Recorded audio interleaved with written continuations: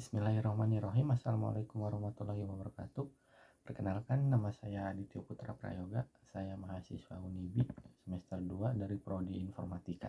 Di sini saya akan menjelaskan dan menganalisis tentang materi perkuliahan tentang Pancasila sebagai paradigma pembangunan Polexosbud.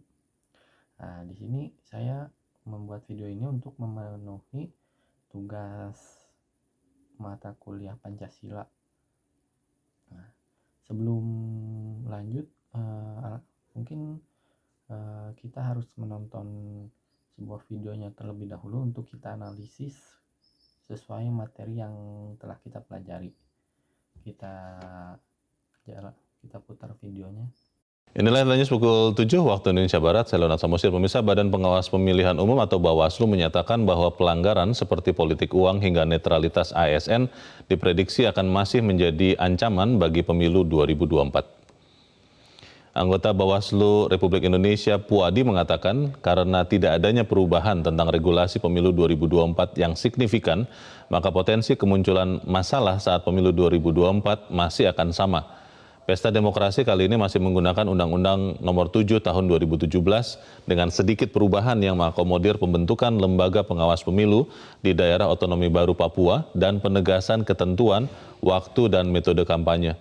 Menurut Puadi, pelanggaran pemilu seperti hoax hingga politik identitas berbau sara, politik uang, mahar politik atau vote buying, dan netralitas ASN masih menjadi potret penyimpangan pemilu yang akan berpotensi ditemukan di depan.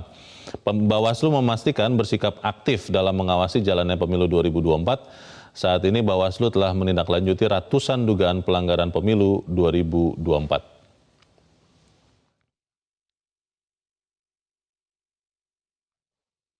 Nah, dari studi kasus di atas, saya mengambil studi kasus tentang politik uang ya.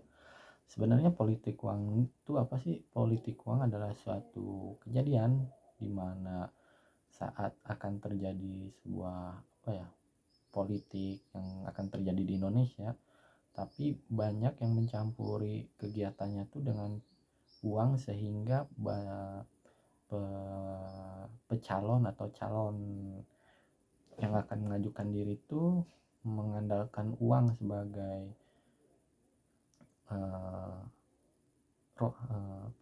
jembatan lah kepada masyarakat untuk mendekati masyarakat itu. Lalu politik uang ini tuh sudah terjadi sudah cukup lama ya di Indonesia, dari tahun ke tahun, bahkan hampir di setiap ada pemilu besar-besaran politik uang ini selalu ada. Bahkan di tahun 2024 ini juga, mungkin di 2024 yang akan mendatang ini, diprediksi politik uang ini masih menjadi suatu ancaman yang dapat membahayakan atau mengganggu kelancaran sebuah politik. Lalu apa saja sih hal-hal yang mendorong politik uang ini terjadi? Yang pertama ada sumber daya masyarakat yang masih rendah. Terus kedua, pola pikir masyarakat yang belum terbuka. Kemudian ada kesenjangan sosial antara masyarakat gitu, masih banyak yang cukup jauh lah kesenjangan sosialnya. Selanjutnya ada aparat penegak hukum yang kurang tegas. Mungkin sudah ada bagian aparat penegak hukumnya, cuma masih belum ada tindakan yang secara tegas gitu untuk para pelaku yang melakukan politik uang ini. Kemudian apa saja sih hal-hal yang harus dilakukan agar meminimalisir atau mengurangi adanya politik uang di Indonesia ini? Yang pertama mungkin kesadaran masyarakatnya sendiri ya, masing-masing. Yang kedua, keterbukaan pola pikir masyarakat tentang ya sebuah politik uang itu tidak baik untuk dilakukan gitu. Kemudian ya kesenjangan yang harus dikurangi. Nah, mungkin itu dari pemerintah ya, karena solusi ini tuh harus semua bergerak, itu bukan dari pemerintahnya saja atau warganya saja. Kemudian ada aparat penegak hukum yang harus lebih tegas kepada para pelaku politik uang ini. Selanjutnya mungkin ya dari partai-partai politiknya agar tidak menjembatani para pecalon agar lebih dekat masyarakat itu dengan uang.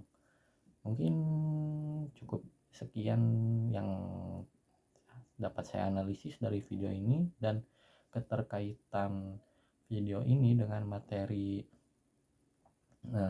Pancasila sebagai paradigma pembangunan Polek Sosbud,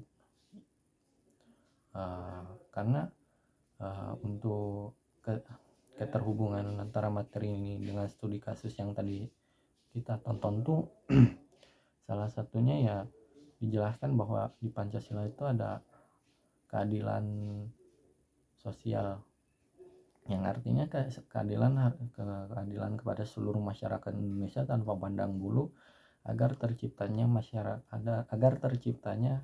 negara Indonesia yang lebih baik dan berkembang. Mungkin cukup sekian dari saya, Adityo. Saya pamit undur diri. Wassalamualaikum warahmatullahi wabarakatuh.